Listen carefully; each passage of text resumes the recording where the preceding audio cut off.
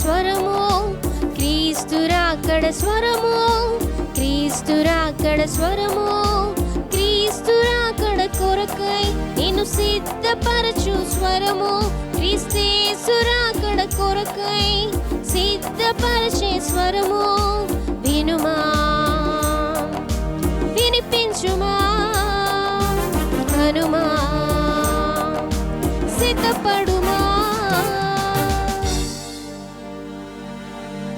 క్రీస్తు రాకడ స్వరమును కార్యక్రమను వీక్షిస్తున్న ప్రియులకు ప్రభువైన యేసుక్రీస్తు నామంలో నా హృదయపూర్వక వందనాలు తెలియజేస్తా ఉన్నాను. ఈ సమయంలో దైవజనులు ఎం రత్నకుమార్ గారు దైవవర్తమానం అందిస్తారు. ముందుగా చిన్న ప్రార్థన చేసుకుందాం. పరిశుద్ధ ప్రేమ కలిగిన తండ్రి, దయగల యేసయ్య, నీ ఘనమైన శ్రేష్టమైన పాదాలు కొందనాలు స్తోత్రాలు చెల్లిస్తున్నాను ప్రభా. ఈ క్రీస్తు రాకడ స్వర కార్యక్రమాన్ని మీరే ఆశీర్వాదకరంగా జరిగించండి. మీ దాసులు మీరు బలపరిచి వాడుకోండి. అనేక ఆత్మరక్షణ కార్యక్రమం కొరకై ఈ పని జరిగినట్లుగా సహాయం చేయండి. నీ నామానికి మహిమ తెచ్చుకొని మని యేసు నామమున అడిగి వేడుకొని ప్రార్థిస్తున్నాం తండ్రి, ఆమేన్. రాకడ స్వరము, క్రీస్తు రాకడ స్వరము, క్రీస్తు రాకడ స్వరము, క్రీస్తు రాకడ స్వరము. మన ప్రభువును రక్షకుడైన యేసయ్య పరిశుద్ధమైన నామమున క్రీస్తు రాకడ స్వరం కార్యక్రమం వీక్షించుచున్న ప్రియ వీక్షకులైన మీ అందరికీ నా హృదయపూర్వక వందనాలండి. బాగున్నారా ప్రియులారా? చాలా సంతోషం మరొకసారి మనందరి రీతిగా కలుసుకోవటం, వాక్యాన్ని ధ్యానం చేసే ఈ గొప్ప భాగ్యాన్ని కలిగి ఉండటం చాలా సంతోషకరంగా ఉన్నది. మీరు మీ కుటుంబాలు క్షేమంగా ఉండాలని, అలాగే ప్రభు యొక్క రాకడ కొరకు మీరు సిద్ధపరచబడాలని సదుద్దేశంతో నిర్వహించబడుచున్న ఈ క్రీస్తు రాకడ స్వరం కార్యక్రమాలను మీరు వీక్షించి, అలాగే ఇతరులకు కూడా పరిచయం చేసి, మీరు దీవించబడుతూ ఇతరులకు కూడా దీవించబడినట్లుగా వారికి సహకరించాలని ప్రభు పేరిట ప్రేమతో మీకు మనవి చేస్తూ ఉన్నాను. క్రీస్తునందు ప్రియులారా, కొద్ది సమయం మనం దేవుని వాక్యాన్ని ధ్యానం చేసుకుందాం. హెబ్రీయులకు రాయబడిన పత్రిక 6వ అధ్యాయం 2వ వచనాన్ని మీ కొరకు చదువుతున్నాను. దేవుని యందలి విశ్వాసమును, బాప్తిస్మములను గూర్చిన బోధయు, హస్తనిక్షేపణమును, మృతుల పునరుద్ధానమును, నిత్యమైన తీర్పును అను పునాది మరలా వేయక, క్రీస్తును గూర్చిన మూలోపదేశం మాని సంపూర్ణల మగుటకు సాగిపోదము. దేవుడి వాక్యాన్ని మన వెనుకడిలో దీవించును గాక. క్రీస్తునందు ప్రియులారా, ఈ వాక్యంలో సంపూర్ణల మగుటకు సాగిపోదము అనే మాటను గురించి ధ్యానం చేస్తూ ఉన్నాం. దేవుని పిల్లలమైన మనందరము కూడా సంపూర్ణత అనేది మన జీవితాలకు చాలా అవసరమైనది. రక్షణ జీవితంలో, ఆధ్యాత్మిక జీవితంలో అడుగులు వేస్తున్న మనము సంపూర్ణతను కలిగి ఉండాల్సిన అవసరత మనకు ఉన్నది. సంపూర్ణత అనగా లోపం లేని క్రైస్తవ జీవితం.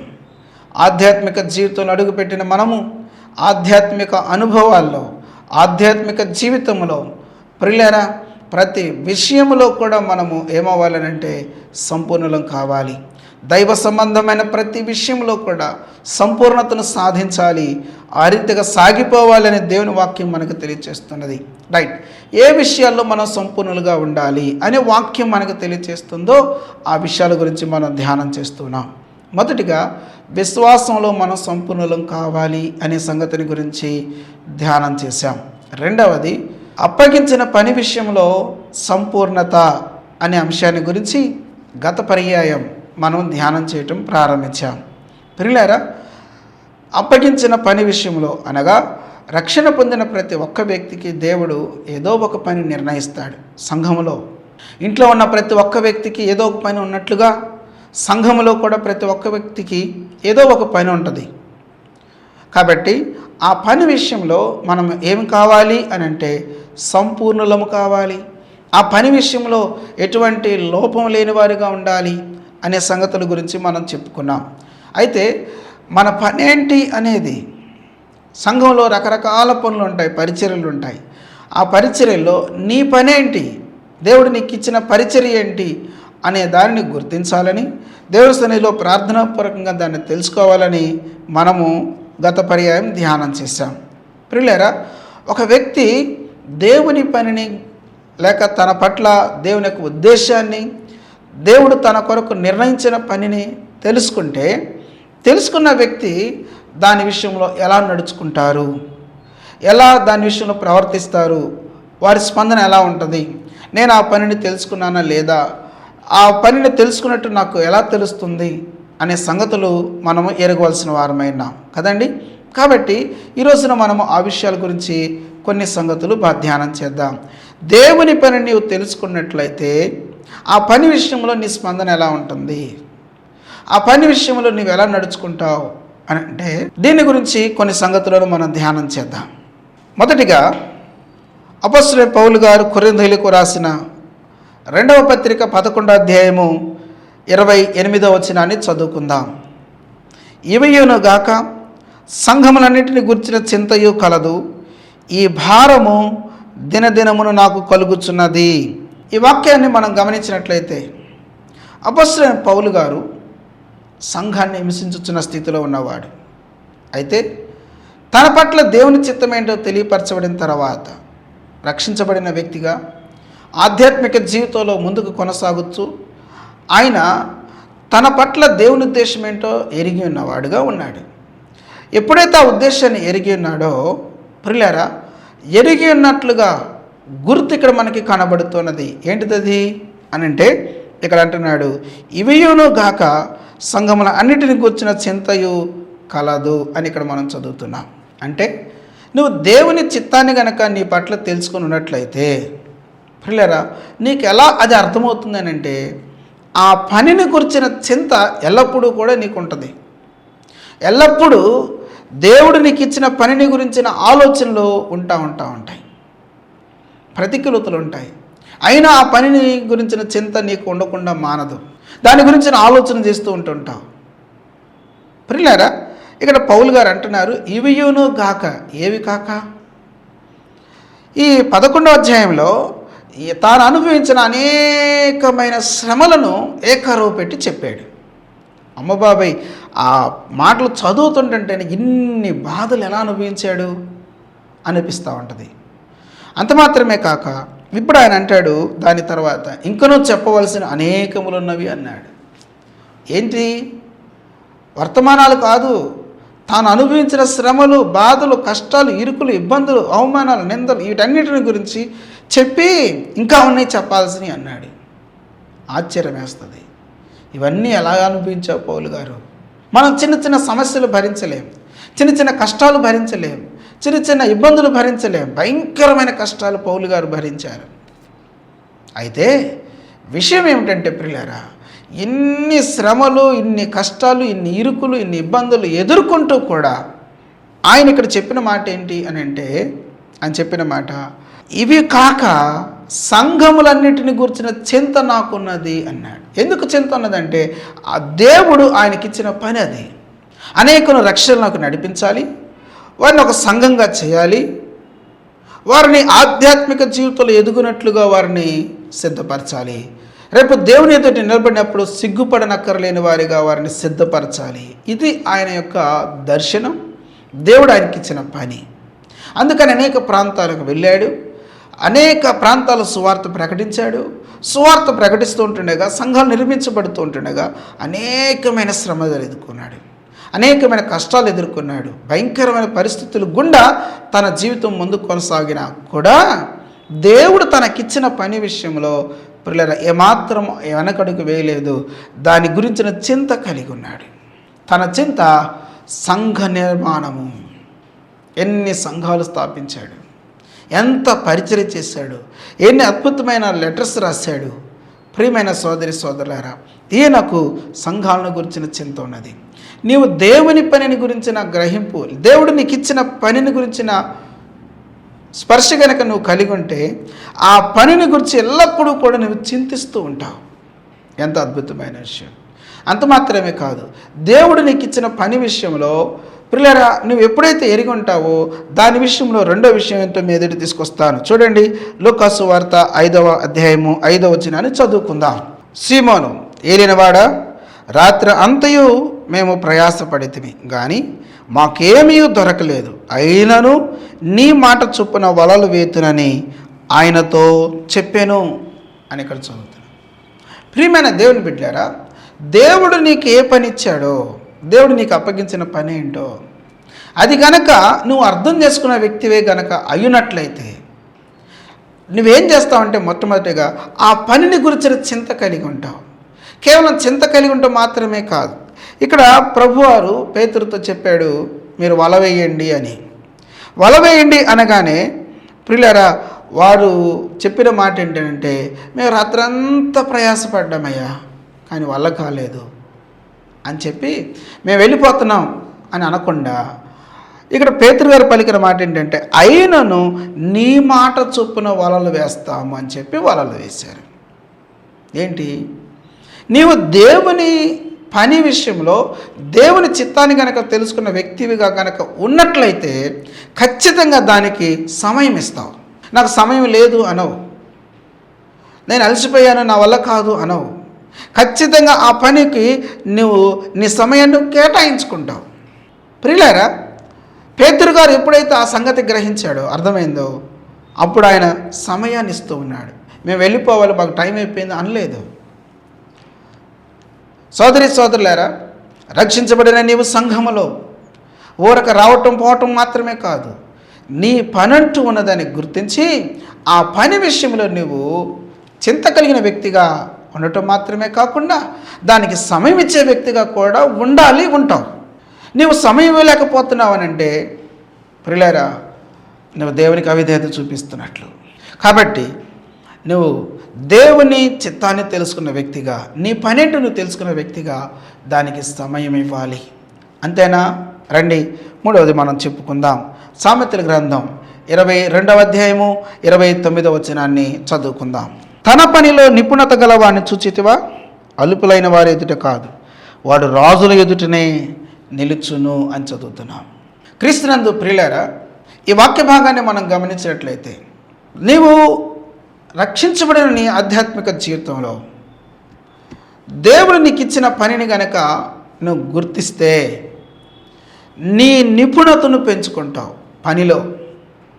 అనగా ఆ పనిని ఎలా చేయాలి, దాన్ని ఉపయోగించుకునే వ్యక్తులకు ప్రయోజనకరమైన రీతిలో ఉండేటట్లుగా నేను ఎలా చేయాలి, నిపుణతను పెంచుకుంటావు. నిపుణతను పెంచుకోవాలి. నిపుణత అనగా దానిని సరైన రీతిగా చేయుట కదండి. అటువంటి వ్యక్తి అట సామాన్యుల ఎదుట కాదు, లేక అల్పుల ఎదుట కాదు, రాజుల ఎదుటనే నిలబడతాడు.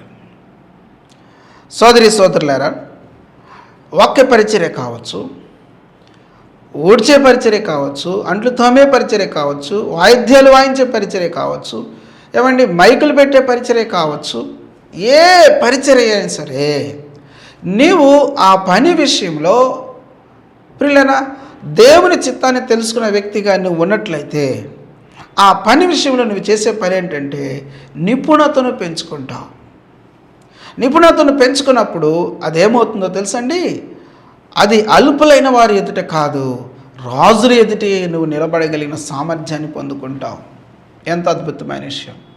దేవుని వాక్యం ఏం చెబుతుందంటే, సామర్థ్యము దయచేవాడు ఆయనే. దేవుడు దయచేస్తాడు. దేవుడు నీ పట్ల తన చిత్తాన్ని బయలుపరిచి తన ఉద్దేశాన్ని తెలియచేసి దానికి సామర్థ్యాన్ని ఇచ్చేవాడు కూడా ఆయనే. కాబట్టి సోదరి సోదరులారా, నీ విలువ సంఘంలో చాలా ఉన్నది, నీ అవసరత సంఘానికి చాలా ఉన్నది. దేవుడు నిన్ను వాడుకోవడానికి ఇష్టపడుతున్నాడు. నీ పని ఏది కాదో దాని కొరకు నువ్వు వెంపర్లాడొద్దు. పరిశుద్ధ గ్రంథంలో మనం చదివినట్లయితే ఉజ్జియాను దేవుడు రాజుగా ఉండటానికి ఏర్పరచుకున్నాడు. యోధా దేశంలో, యోధా సమాజంలో 3 రకాల పరిచర్యలు ఉన్నాయి. ఒకటి రాజరిక వ్యవస్థ, రెండవది ప్రవక్తల పరిచర్య, మూడవది యాజక పరిచర్య. ఎవరు చేసే పని వాళ్ళు చేయాలి. ఒక్కోసారి 2 పనులు దేవుడు ఇవ్వచ్చు, ఒక్కోసారి 3 పనులు దేవుడు ఇవ్వచ్చు. దేవుడు ఎంతవరకు ఏది ఇచ్చాడో అది చేయాలి, అంతవరకు నమ్మకత్వం కలిగి ఉండాలి. ఉజ్జియా అనే వ్యక్తి రాజుగా ఉండవలసిన వాడు దానితో తృప్తి పడక యాజకులు చేసే పని తాను కూడా చేయాల్సిన దురుద్దేశంతో, నేను రాజును కదా అనే గర్వంతో తనకు అప్పగించిన పని కాకుండా తనకు అప్పగించని పని విషయంలో అతను జోక్యం చేసుకొని యాజకుల మీద తిరుగుబాటు చేశాడు. అయితే దేవుడు వెంటనే జోక్యం చేసుకున్నాడు. యాజకులు చెబుతున్న మాట వినలేదు, ఇది నీ పని కాదు, ఇది దేవుడు మాకిచ్చిన పని అని చెప్పిన వినకపోటును బట్టి నొసట కుష్ఠవ్యాధి పుట్టి ఆ రీతిగానే జీవితాన్ని ముగించుకున్న పరిస్థితి వచ్చింది. ఈ రోజున సంఘాల్లో చూస్తే కొట్టుకోటాలు, తిట్టుకోటాలు, విభేదాలు, కక్షలు, ద్వేషాలు ఎందుకు పెరుగుతున్నాయి సంఘాలు ఈ పరిస్థితులనంటే, ఎవరైనా సరే ఎవరు కూడా తమ పనేంటో తాము గనక గుర్తించకపోతే ఖచ్చితంగా సంఘంలో కొట్టుకోటాలు, తిట్టుకోటాలు ఉంటాయి. ఒక సంఘంలో ప్రతి ఒక్క వ్యక్తి తమ పనేంటో తాము గుర్తిస్తే ఆ పని విషయాల్లో వారు నమ్మకంగా ముందుకు వెళ్ళటానికి, అలాగే ఆ పనిని సంపూర్ణంగా నెరవేర్చడానికి, అలాగే ఆ పనిలో నిపుణతను కలిగి ఉండటానికి అవకాశం ఏర్పడుతుంది. సోదరి సోదరులారా, నువ్వు సంఘానికి ఒక ఆశీర్వాదకరమైన వ్యక్తిగా ఉండాలి అని అంటే, నీ వెనకొచ్చుతున్న క్రైస్తవులు ఒక మాదిరికరమైన వ్యక్తిగా ఉండాలంటే, నీ తోటి విశ్వాసులకు నువ్వు ఒక ఆశీర్వాదకరమైన వ్యక్తిగా, మాదిరికరమైన వ్యక్తిగా, దీవెనకరమైన వ్యక్తిగా ఉండాలని అంటే, దయచేసి నా మాట వినండి. నీ పట్ల దేవుని ఉద్దేశం ఏంటో అది ఖచ్చితంగా తెలుసుకో. అప్పుడు నువ్వు సంఘంలో ఒక ఆశీర్వాదకరమైన వ్యక్తిగా ఉంటావు. ప్రియులారా, దేవుడు ఇది నీ పట్ల కలిగిన గొప్ప సంకల్పం. నువ్వు దేవుని చిత్తాన్ని కనుక నీ పట్ల తెలుసుకొని ఉంటే ఏం చేస్తావు అని అంటే, నిపుణతను పెంచుకుంటావు. రండి 4వది చెప్పుకుందాం. తిమోతికి రాయబడిన 2వ పత్రిక 2వ అధ్యాయము 2వ వచనాన్ని చదువుకుందాం. నా కుమారుడా, క్రీస్తు యేసునందున కృపచేత బలవంతుడు కమ్ము అని చెబుతూ పౌలు గారు 2వ వచనంలో ఇలా చెప్తున్నాడు, నీవు అనేక సాక్షుల ఎదుట నా వలన వినిన సంగతులను ఇతరులకును బోధించుటకు సామర్థ్యము గల నమ్మకమైన మనుషులకు అప్పగించుము అని ఇక్కడ చదువుతున్నా. ప్రియులారా, గమనించండి, నీవు ఆ పనిని గురించిన చింత కలిగి ఉండటం మాత్రమే కాకుండా, నీవు ఆ పనికి సమయాన్ని ఇవ్వటం మాత్రమే కాకుండా, అలాగే ఆ పనిలో నిపుణతను సాధించే వ్యక్తిగా ఉండటం మాత్రమే కాకుండా, దేవుడు నీకు ఇచ్చిన పని విషయంలో నువ్వు ఎలా ఉంటావు అంటే, ప్రియులారా, ఇక్కడ మనం చదువుతూ ఉన్నాం. పౌలు గారు తిమోతికి చెప్తూ అంటున్నాడు, నీవు అనేక సాక్షులు ఎదుట నా వలన వినే సంగతులు ఇతరులకును బోధించుటకు సామర్థ్యం గల నమ్మకమైన మనుషులకు అప్పగించుము అన్నాడు. వినండి, ఒక వ్యక్తి దేవుని చిత్తాన్ని తన పట్ల తెలుసుకున్న తర్వాత అలాంటి చిత్తమే కలిగి ఉన్న వ్యక్తులను గుర్తించి తన పట్ల మాత్రమే కాకుండా ఇంకా సంఘంలో ఇతరుల పట్ల కూడా దేవుడు అదే పని విషయంలో శ్రద్ధ కలిగిన లేకపోతే ఉద్దేశం కలిగిన వానిగా ఉండటను గుర్తించి వారిని ఈ పని కొరకై సిద్ధం చేస్తాడు. మళ్ళీ చెప్తాను, జాగ్రత్తగా వినండి. ఒక పనిని కేవలం ఒక వ్యక్తిగా కాదు కదా, దేవుడు కొంతమందిని కూడా సిద్ధం చేసుకుంటాడు, లేకపోతే వారి పట్ల కూడా ఆ ఉద్దేశాన్ని కలిగి ఉంటాడు. కాబట్టి ఈ వ్యక్తి ఏం చేస్తారనంటే, ఈ పని విషయంలో ఆసక్తి కలిగిన కొందరిని గుర్తించి వారిని తన వలె తాను సిద్ధం చేస్తాడు. ఇది చాలా అద్భుతమైన సంఘక్రమం అన్నమాట. కొంతమంది బుద్ధులు, కొంతమంది స్వభావాలు ఎలాగుంటాయంటే, నేను చేసే పని ఇంకెవ్వరు చేయకూడదు, ఎందుకనంటే నా విలువ తెలియాలి, నేను లేకపోతే పెద్ద లోటుగా కనపడాలి అనే దురుద్దేశంతో ఉంటూ ఉంటారు. అది మంచి పని కాదు.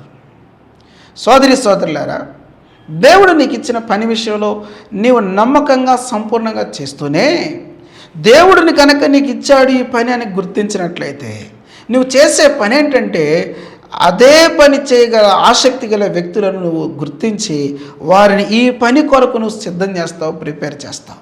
ఇక్కడ కీలకమైన విషయం ఏమిటనంటే, పని ఉదాహరణకి దేవుడు నాకు వాయిద్యాలు వాయించే పనే ఇచ్చాడు అనుకుందామండి, మైకులు పెట్టే పనే ఇచ్చాడు అనుకుందాం. కీలకమైన విషయం ఏంటనంటే, నేను వాయిద్యాలు వాయించడం కాదు, లేకపోతే నేను మైకులు పెట్టడం కాదు. ఇక్కడ కీలకమైన విషయం, దేవుని పని ఘనంగా జరగాలి. నేను చేస్తున్న పని ద్వారా దేవుని నామం మహింపరచబడాలి. ఇది చాలా ప్రాముఖ్యమైన సత్యం. కాబట్టి దేవుని నామం మహింపరచబడటం, దేవుని పని సజావుగా సక్రమంగా జరగటం సంఘంలో చాలా ముఖ్యమైనది, చాలా విలువైనది. కాబట్టి నేనే ఆ పనికి దిక్కు అనే దృష్టి, అనే సంకుచిత స్వభావం నీలో ఉండటానికి వీల్లేదు. నువ్వేం చేయాలంటే నీలాంటి వ్యక్తులను సిద్ధం చేయగలగాలి. అటువంటి ఆ పని విషయంలో ఆసక్తి కలిగిన వ్యక్తులను నీవు సిద్ధం చేయగలగాలి. తప్పించుకోవడం కోసం కాదు సుమా, దేవుని పని సజావుగా సక్రమముగా జరగటానికి ఆసక్తి కలిగిన వ్యక్తులతో నువ్వు వ్యవహరించాలి. ఎలాగా? నేను చేస్తూ ఉంటాను, మీరు చూస్తూ ఉండండి, నేర్చుకోండి. మీరు చేయండి, నేను చూస్తూ ఉంటాను అని వాళ్ళ చేత చేయించాలి. ఆ తర్వాత మనం చేద్దాం, అందరూ చూస్తారు. సోదరి సోదరులారా, సంఘములో ఇటువంటి ఆరోగ్యకరమైన వాతావరణము ఖచ్చితంగా అవసరమైనది. ఇటువంటి ఆరోగ్యకరమైన వాతావరణం ఉండాలి సంఘంలో. నేనే దిక్కు, నేను లేకపోతే ఏమీ లేదు అనే మనసు, సంకుచితమైన మనసు, ఖచ్చితంగా వారు సైతానికి సహకారులుగా తయారవుతారు. అలా ఉండకుండా ఉండాలి అని అంటే మనం గుర్తుపెట్టుకోవాల్సిన సంగతి ఏంటంటే ప్రియులారా, మనము ఇతరులను ఈ పని కొరకు సిద్ధం చేయాలి. రండి తర్వాత విషయాన్ని చెప్పుకుందాం. తిమోతికి రాయబడిన 2వ పత్రిక 2వ అధ్యాయము 4వ వచనాన్ని చదువుకుందాం.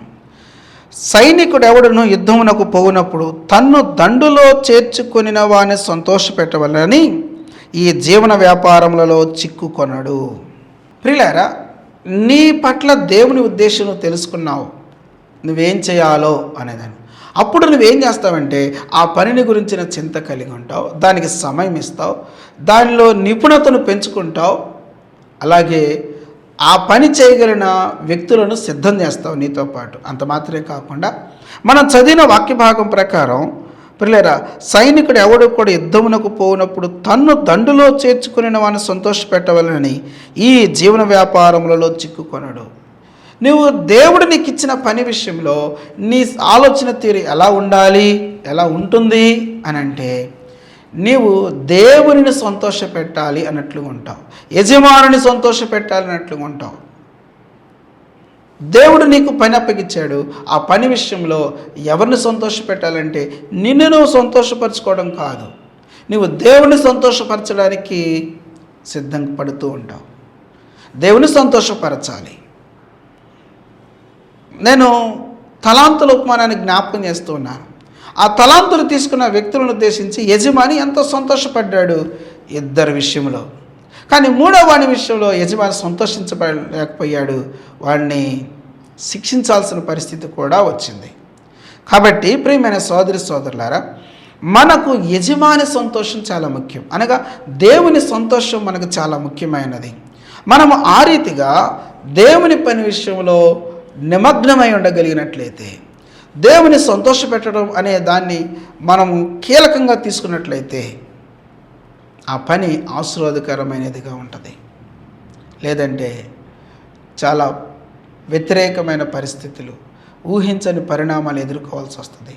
కాబట్టి ప్రియులారా, మనము యజమాని సంతోషాన్ని కాంక్షించేవారిగా, ఆశించేవారిగా ఉండాలి. యేసుక్రీస్తు ప్రభువారు చేటుకు నువ్వు నాకు ఇచ్చిన పని నేను నెరవేర్చి భూమి మీద నిన్ను మహిమపరచితిని అన్నాడు. అంటే యజమాని సంతోషం అనగా తండ్రి సంతోషమే ప్రాముఖ్యంగా చేసుకొని యేసు ప్రభువారు తన యొక్క పనిని నెరవేర్చినట్లుగా, సంపూర్ణం చేసినట్లుగా మనకి కనబడుతుంది. ప్రియమైన సోదరి సోదరులారా, స్వయాన ఆయన దేవుడై ఉండి, ఆయన ప్రియుల పరలోకంలో ఉన్నవాడై ఉండి నన్ను నేను గొప్ప అన్నట్లుగా తనను తాను హెచ్చించుకొనకుండా తనను తాను ఎంతో తగ్గించుకొని తండ్రికి విధేయత చూపించి ఆ పని నెరవేర్చాడు. ఎన్ని శ్రమలు, ఎన్ని కష్టాలు, ఎన్ని అవమానాలు, ఎన్ని నిందలు భరించాడు యేసు ప్రభువారు. అయినా తన పనిని మర్చిపోకుండా పిల్లలు దాన్ని సంపూర్ణం చేయటమే తన ప్రథమ కర్తవ్యం అన్నట్లుగా యేసు ప్రభువారు నడుచుకొని తండ్రికి మహిమను తీసుకొని వచ్చాడు, ఆనందాన్ని తీసుకొని వచ్చాడు. అవును ప్రియులారా, నీవు నేను మనందరము కూడా మనల్ని పిలిచిన, మనకు పని అప్పగించిన ఆ దేవాది దేవునికి సంతోషం కలిగేటట్లుగా ప్రవర్తించాల్సిన వారమైన ప్రవర్తిస్తాము అనే సంగతిని కూడా ఇక్కడ మనం జ్ఞాపకం చేసుకోవాల్సిన వారమైన. రండి 6వ విషయాన్ని చెప్పుకుందాం. 3వ వచనం చదువుకుందాం. తిమోతికి వ్రాయబడిన 2వ పత్రిక 2వ అధ్యాయము 3వ వచనం. క్రీస్తు యేసు యొక్క మంచి సైనికుని వలె నాతో కూడా శ్రమను అనుభవించుము అని చెప్పబడుతున్నది. ప్రియులారా, ఇక్కడ మనం చూస్తున్న సంగతి ఏమిటి అని అంటే, ఎప్పుడైతే మనము దేవుడు మనకిచ్చిన పనిని మనం గుర్తిస్తామో, గ్రహిస్తామో, అప్పుడు మనం చేసే పని ఏంటంటే, ఆ పని విషయంలో ఎన్ని శ్రమలు వచ్చినా, ఎన్ని కష్టాలు వచ్చినా, ఎన్ని ఇరుకులు ఇబ్బందులు వచ్చినా, అవమానాలు వచ్చినా, నిందలు వచ్చినా, మనం ఏం చేస్తామంటే ఆ పనిలో మనం శ్రమ పడేవారిగా ఉంటాం, కష్టపడేవారిగా ఉంటాం. పాస్టర్ గారు అప్పగించారనే ఆలోచన మనకు ఉండదు, లేకపోతే నా ముందున్న వ్యక్తులు నాకు అప్పగించారనే ఆలోచన మనకు ఉండదు.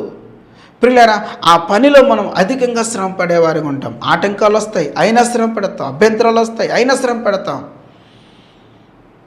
నిష్ఠురాలు ఆడేవారు ఉంటారు, నిందలు వేసేవారు ఉంటారు, అయినా కూడా వాటన్నిటి ప్రక్కకు త్రోసి వేసేసేసి దేవుని పనిని మనం సజావుగా సక్రమంగా చేయటానికి ముందుకు వెళ్తాం, ముందుకు వెళ్ళాలి కూడా.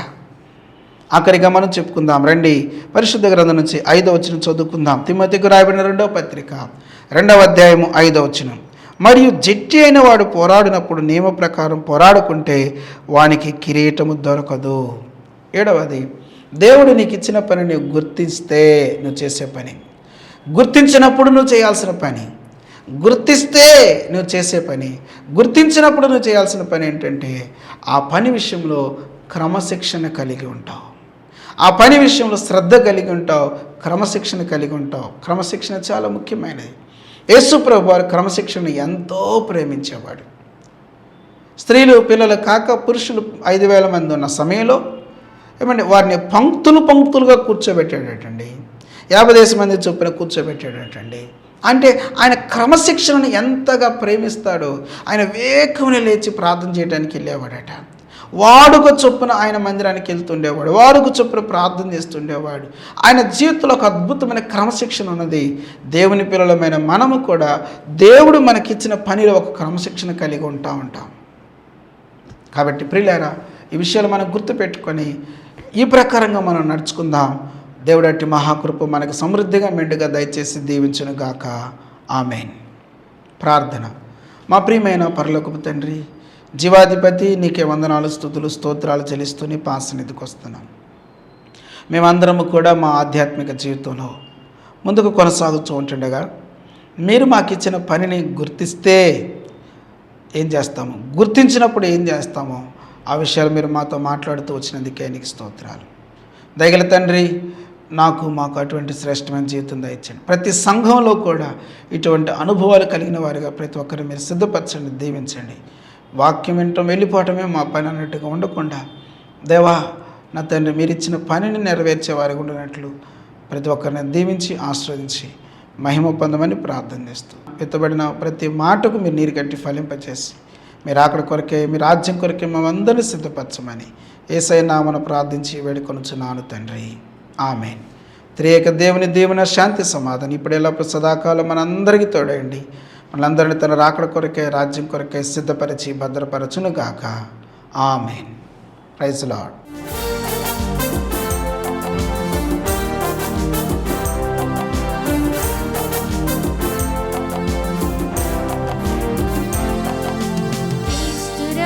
స్వరము, క్రీస్తు రాకడ స్వరము, క్రీస్తు రాకడ స్వరము, క్రీస్తు రాకడ స్వరము, క్రీస్తు రాకడ కొరకై నిన్ను సిద్ధపరచు స్వరము, క్రీస్తు రాకడ కొరకై సిద్ధపరచే స్వరము.